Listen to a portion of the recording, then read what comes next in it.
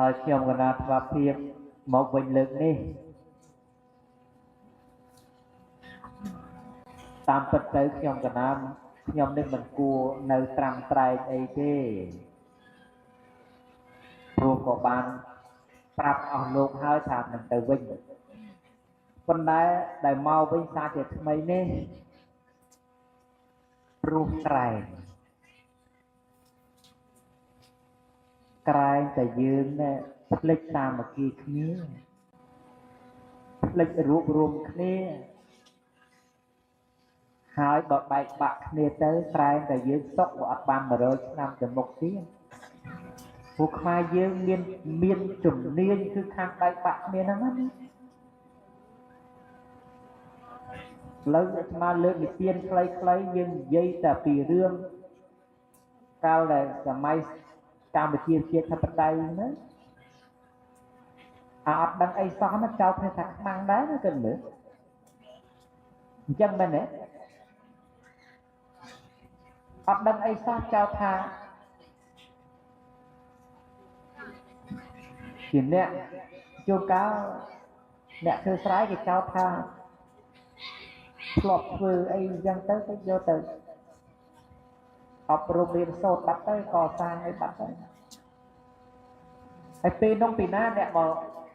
មកបែកបាក់គ្នាណាចាបដែរចិនដែរ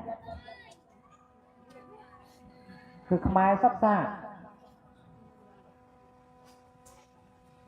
ហើយដោយសារតែបែបនោះហើយទើបវិនិស្សកម្មយើងស្ទើរតែដាច់ពូជ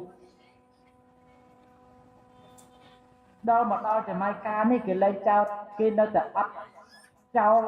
រឿងបែកបាក់ប្រជាគ្នានៅតែអានេះយួនអានេះចេះអានេះចោះ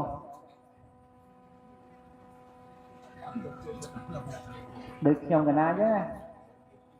ដំបូងគេចោលថាយួនអញ្ចឹងដែរតែយួនណាមុខអញ្ចឹងដល់ពីគេចោលថាយួនគេថា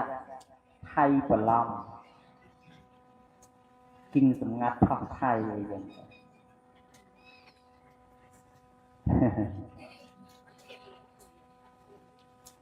នឹងខ្ញុំកណាស្មាត់ដឹងខ្លួនឯងច្បាស់ផងចុះតម្រង់អ្នកដែលមិនដឹងរឿងច្បាស់ទៅទៀតតើ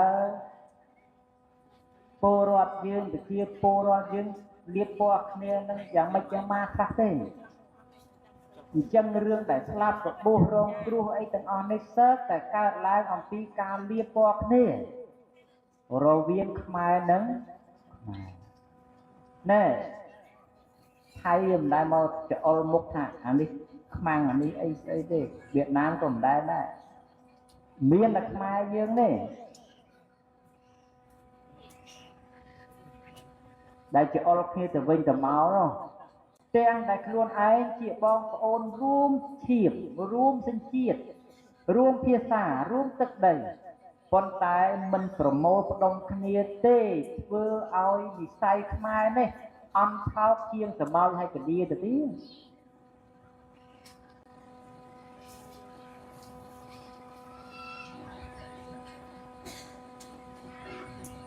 សម្ោច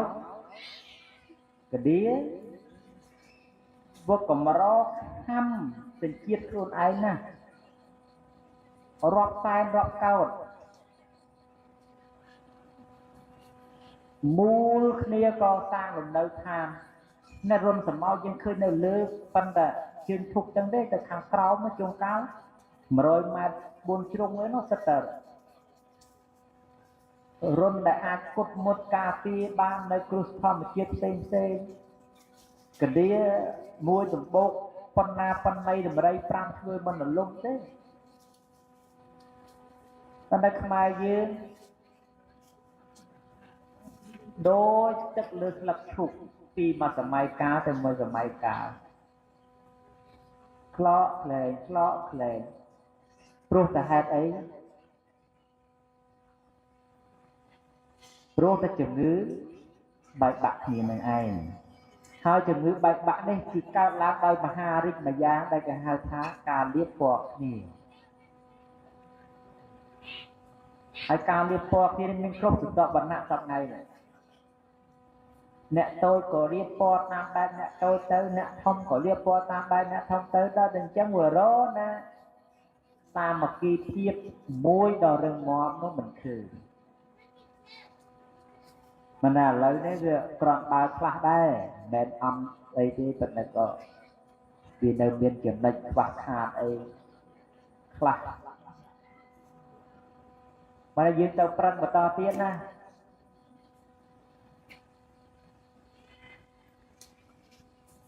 យើងកុំស្អប់គ្នារហូតដល់មើលលេងភ្លុះអំពីចេតនាល្អ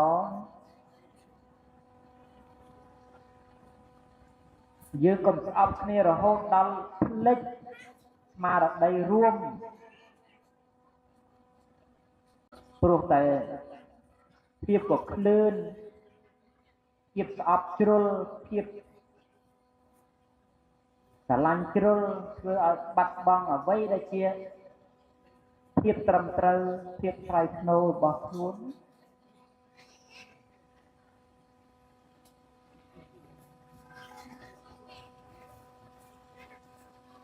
អញ្ចឹងហើយ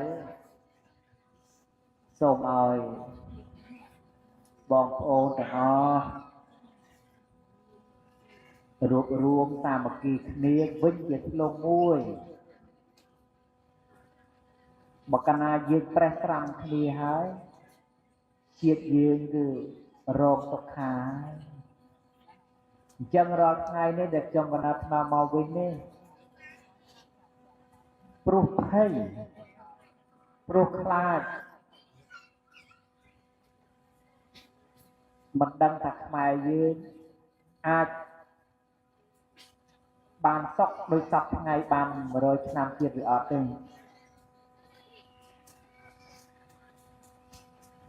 ដោយឆ្នាំ1969 70អ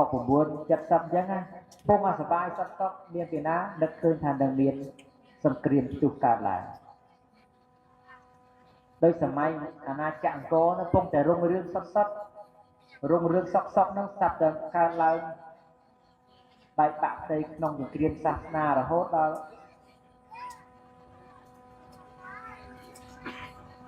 ធ្វើឲ្យប្រទេសជាតិធ្លាក់ធ្លាប់កើតជាមហាអំណាចជាចក្រភពធ្លាក់មកនៅកូនប្រទេសដែលគេស្ទើរតែមិនមើលមុខទៅទៀតទើបតែថ្មីនេះបច្ចុប្បន្ននេះទេដែលគេទទួលស្គាល់ថាយើងនៅក្រាន់បើប៉ុន្តែ說ថាគាត់ភាពក្រាន់បើនោះកើតមកពីអីដឹងទេកើតមកពីភាពសាមគ្គីគ្នានឹងទេបើអត់សាមគ្គីគ្នាគឺថាចប់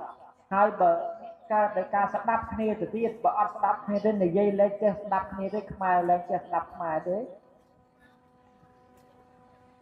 អានឹងរឿងធំ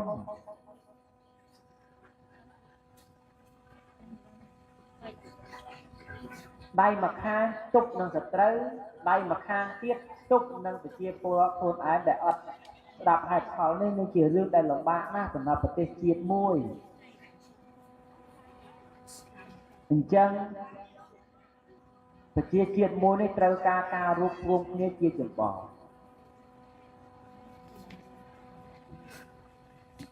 អញ្ចឹងចាប់ពីថ្ងៃហ្នឹងទៅគឺថាសូមឲ្យរួបរวมគ្នា